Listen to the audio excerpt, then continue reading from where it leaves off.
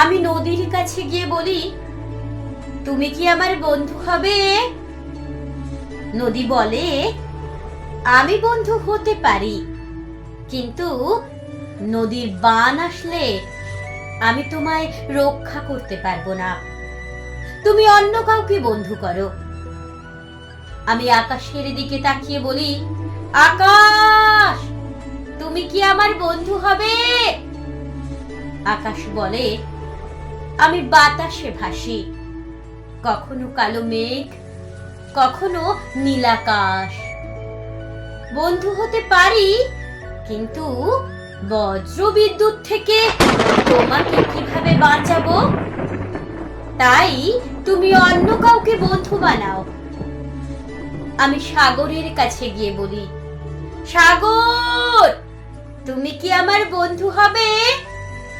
সাগর বলল, আমি বন্ধু হতেই পারি, তবে আমার বুকের উত্তাল ঢেউ থেকে তোমাকে বাঁচাতে পারবো না। তাই তুমি অন্য কাউকে বন্ধু করো। আমি পাহাড়ের কাছে গিয়ে বলি, পাহাড়, তুমি কি আমার বন্ধু হবে? পাহাড় বলল, আমি বন্ধু হতে দোষ নেই, তবে আমার চূড়া থেকে তুমি পড়ে গেলে আমি তোমাকে বাঁচাতে পারবো না। তাই তুমি অন্যত্র গিয়ে বন্ধু খোঁজো। আমি বাতাসের কাছে গিয়ে বলি, ও বাতাস, তুমি কি আমার বন্ধু হবে? বাতাস এসে বলে কানে কানে, আমি বন্ধু হতেই পারি, কিন্তু যখন বাতাসের গতি বেড়ে গিয়ে ঝড় হয়, ঝড়ের তাণ্ডব থেকে আমি তোমাকে রক্ষা করতে পারবো না। তাই তুমি অন্যত্র বন্ধু খুঁজে নাও। আমি অরণ্যের কাছে গিয়ে বলি, অরণ্য, তুমি কি আমার বন্ধু হবে? অরণ্য বলে, আমি তোমার বন্ধু হতে পারি, কিন্তু বন্য পশু আর ঘন এই অরণ্যের মধ্যে তুমি পথ হারিয়ে ফেললে আমি তো তোমাকে পথ দেখাতে পারবো না।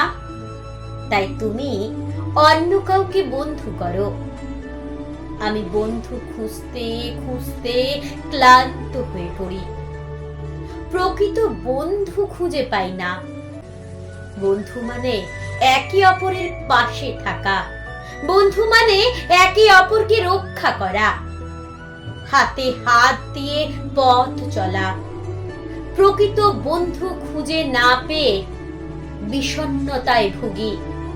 হাল না ছেড়ে শেষ চেষ্টা করার জন্য কবিতাকে ডাকি। কবিতাকে বলি, তুমি আমার বন্ধু হবে কবিতা।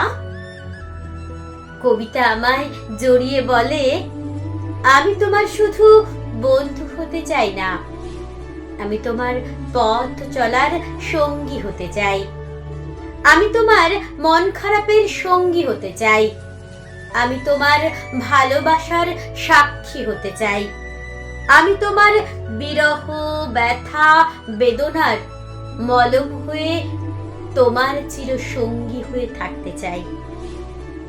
অবশেষে আমি বন্ধু খুঁজে পেলাম।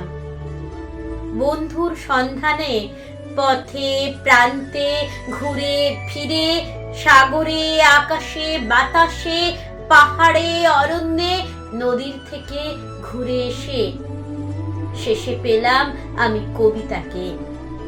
কবিতা আর আমার সেই থেকেই নিবিড় বন্ধুত্ব। নীতি কথা হলো, মন থেকে চাইলে মনের মতো বন্ধু ঠিক পাওয়া যায়, শুধু সময় আর ধৈর্য প্রয়োজন।